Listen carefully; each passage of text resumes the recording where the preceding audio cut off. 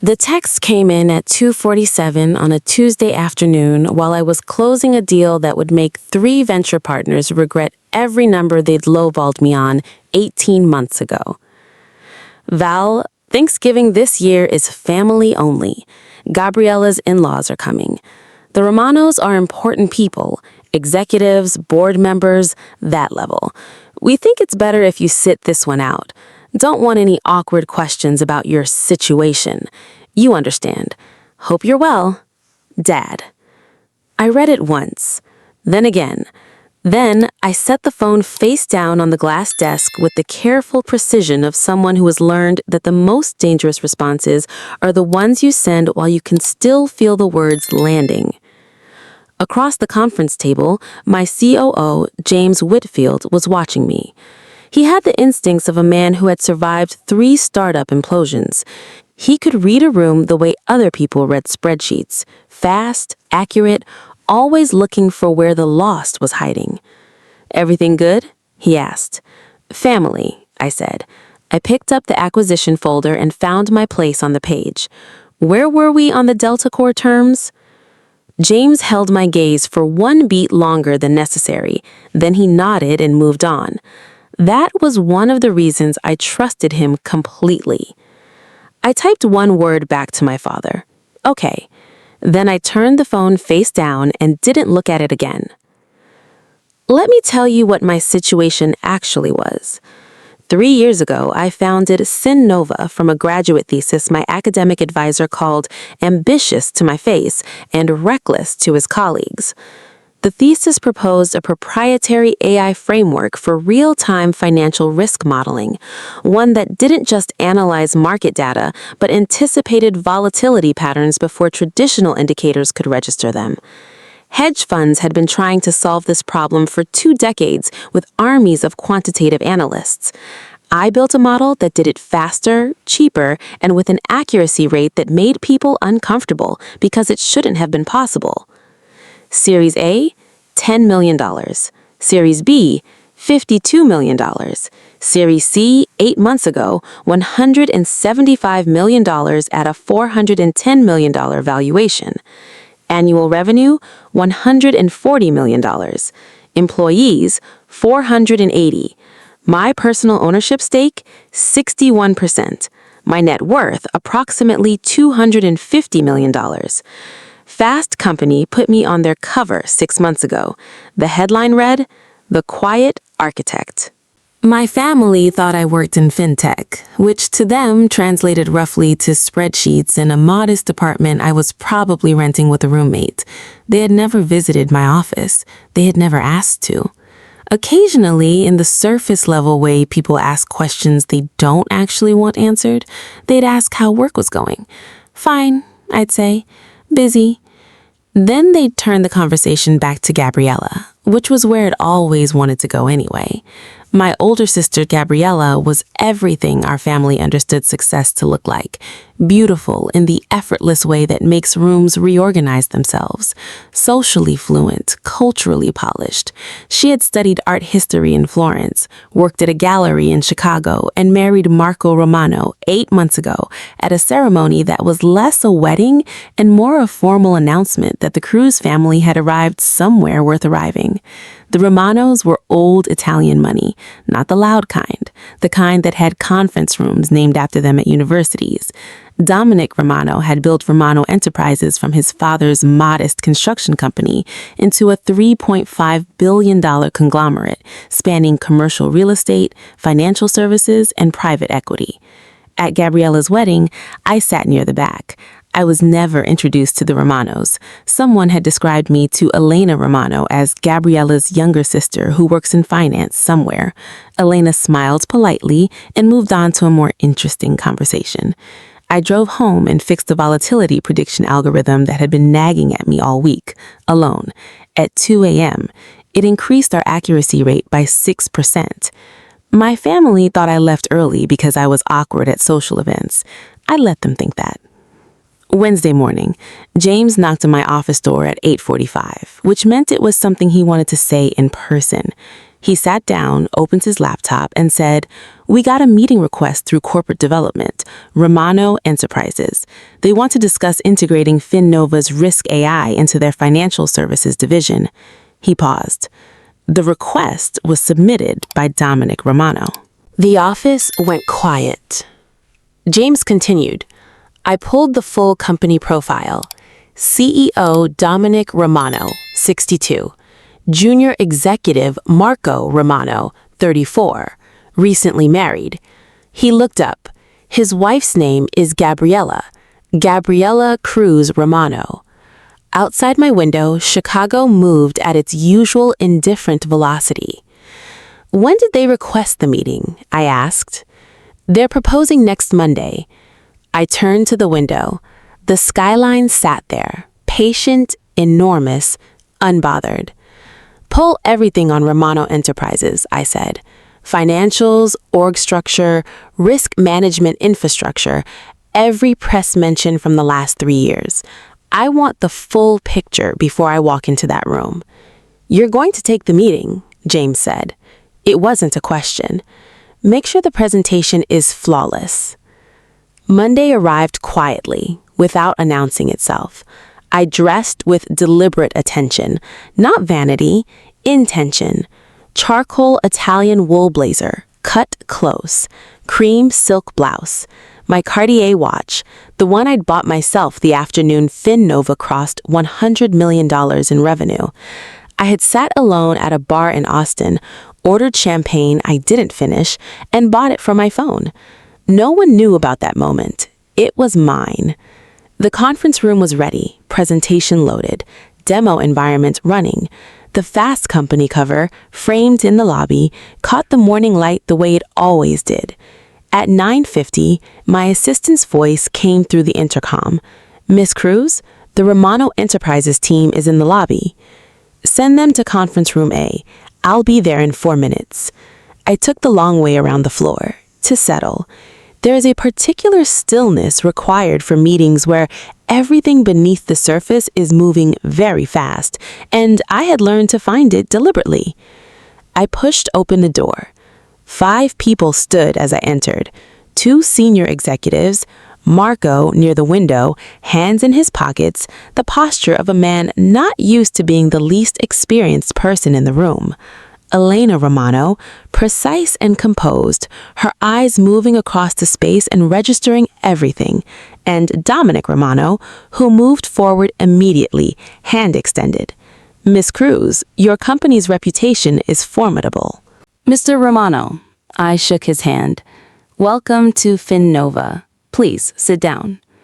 We moved through the opening pleasantries with professional efficiency. Coffee was offered and accepted. The room settled into the rhythm of a serious meeting between serious people. Then Marco shifted. I had been aware of him since the moment I walked in, the way a person is aware of weather changing before the sky makes it official. He'd been looking at me with the expression of someone trying to locate a memory that keeps sliding out of reach, recognition without context. I apologize, he said, but have we met before? I let the pause breathe for exactly 1 second.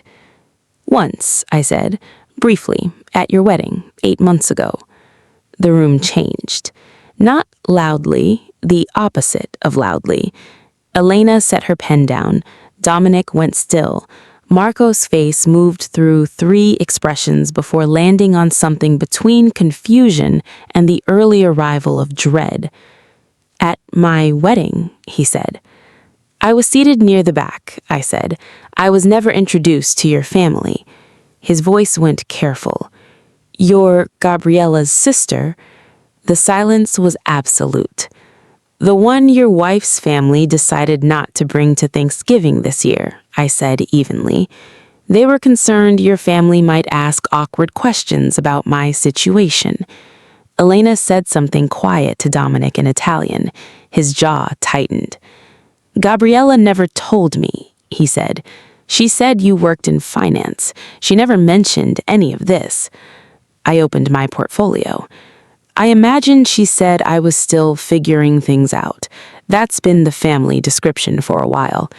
James, to his absolute professional credit, did not move a single muscle in his face. "Mr. Romano," I said, "I founded this company 3 years ago.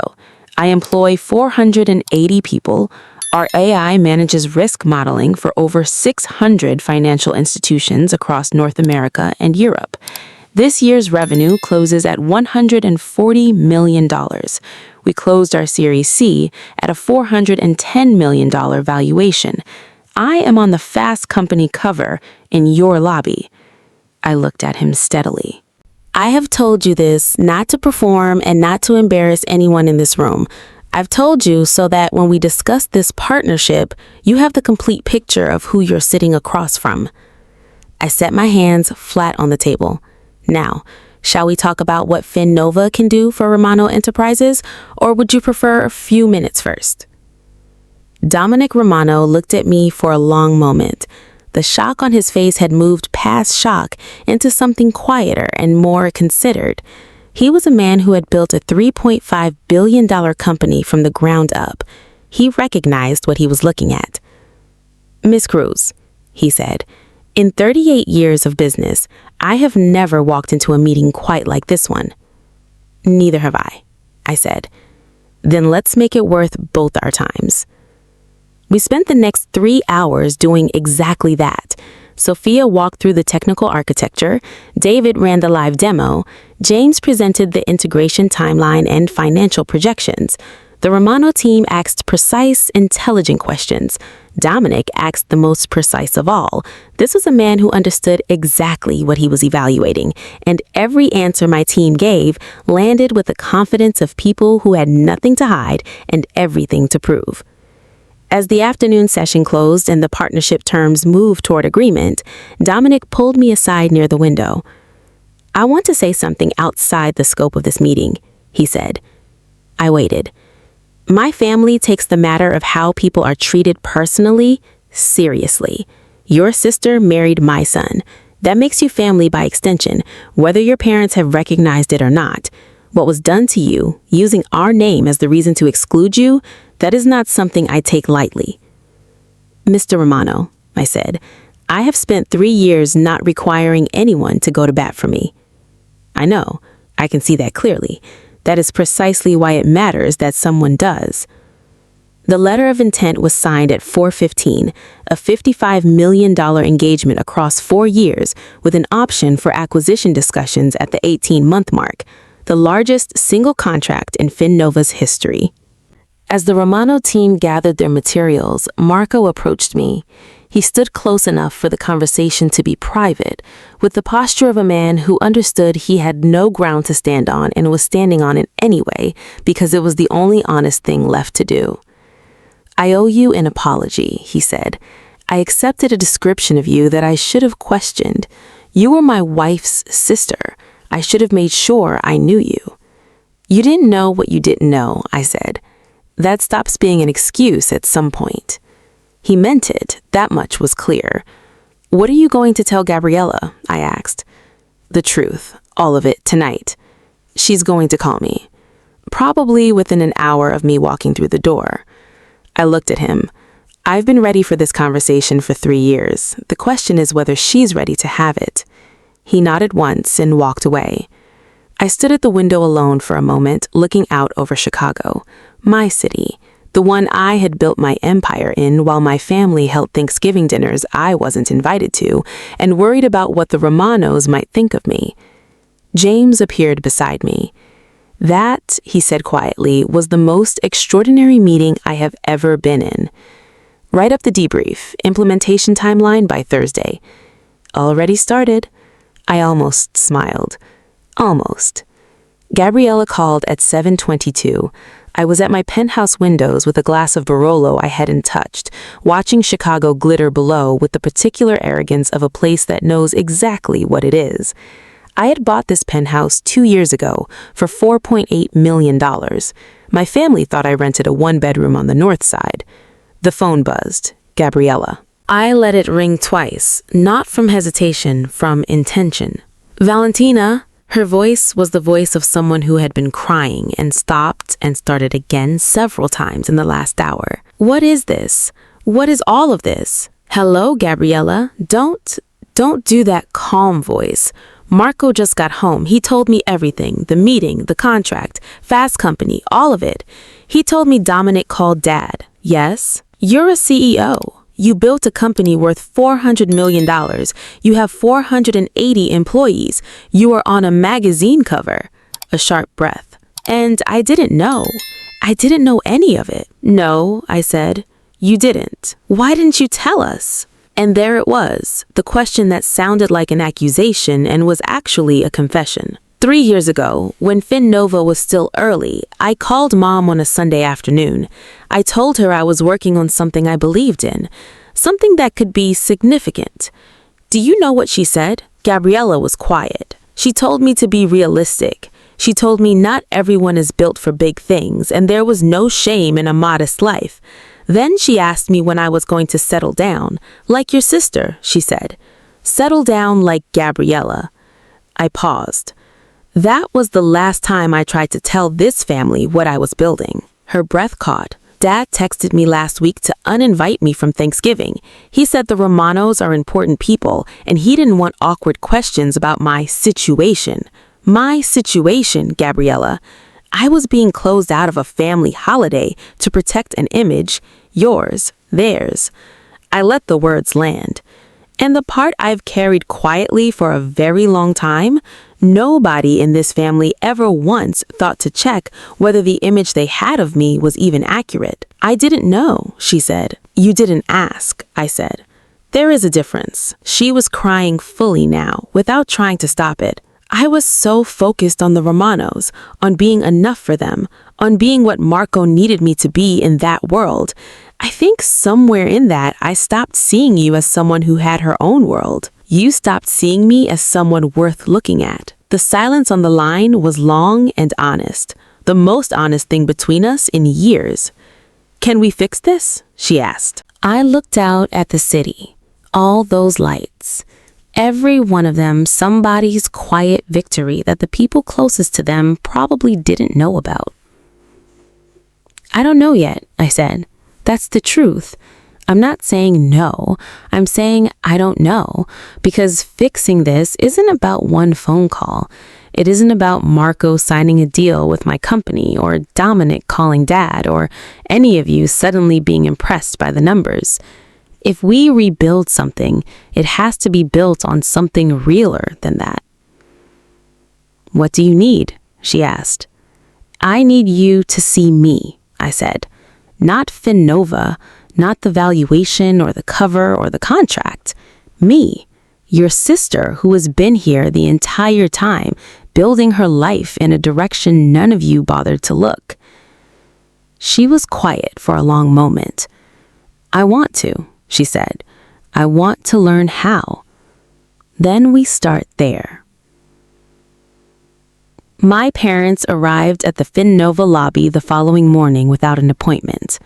They had dressed up, my father in a blazer, my mother in a dress she saved for church. They sat across from me with a careful posture of people who understood, perhaps for the first time, that they were in my space, that the terms here were mine. Dominic Romano called me yesterday evening, my father said.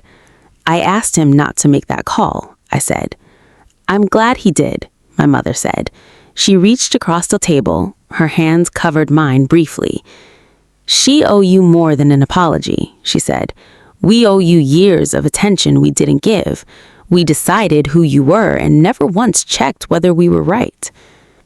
My father said, I sent that text without thinking of you as a person, only thinking about how things would look. That is not something a father should be able to say about his own child, and I have to live with that. I looked at them both. I built everything you saw in this building without your support, I said, without your belief. I want you to understand that clearly, not as a cruelty, but as a fact, because it means I don't need you to validate what I've done. What I need, if we are going to move forward, is for you to be willing to know who I actually am, not who you assumed, not who you preferred, me. My mother nodded. She was not performing, she was reckoning. "We want that," my father said. "We want you." Then we began again, slowly, honestly, with no guarantees except that I will show up as myself, and I need you to be willing to meet that person without flinching. "We will," he said. "Good." I stood. "Now, if you'll excuse me, I have a company to run." Thanksgiving arrived without ceremony. I spent it in Austin with my team, potluck style, the way we'd done it for 2 years. Every culture in the building brought something to the table, and the result made no cohesive culinary sense and somehow tasted like everything that mattered. Sophia brought her grandmother's tamales, David brought Korean japchae, James, who claimed he couldn't cook, brought 4 bakery pies and presented them with complete confidence. My phone filled up through the day. Gabriella, twice. My mother, once. My father sent a voice note he had clearly recorded, deleted, and re-recorded before finally sending. 3 sentences, sincere in the unpolished way that only real things are. And then, at 6 in the evening, one message from Elena Romano. "We would like to know you properly, Valentina, on your terms, in your time. The door is open whenever you are ready." I read each message once. I set the phone down, I picked up my wine and walked back to the table where my people were laughing too loud and the food was everywhere and nobody was performing for anyone. James caught my eye across the table. He raised his glass slightly. I raised mine back. This was it. Not the valuation, not the contract or the cover, or the corner office overlooking a city I had quietly conquered. This, the room that had chosen me back, was the thing worth building toward. Everything else, the reconciliations, the slow rebuilding of bridges I hadn't burned but had simply stopped crossing, that would come in its own time, with honesty, with patience, with the same precision I brought to everything that mattered. But tonight, I was exactly where I needed to be. Home. I appreciate each and every one of you who stayed with me till this moment. Say out your names in the comments. I would like to give you a personal shout.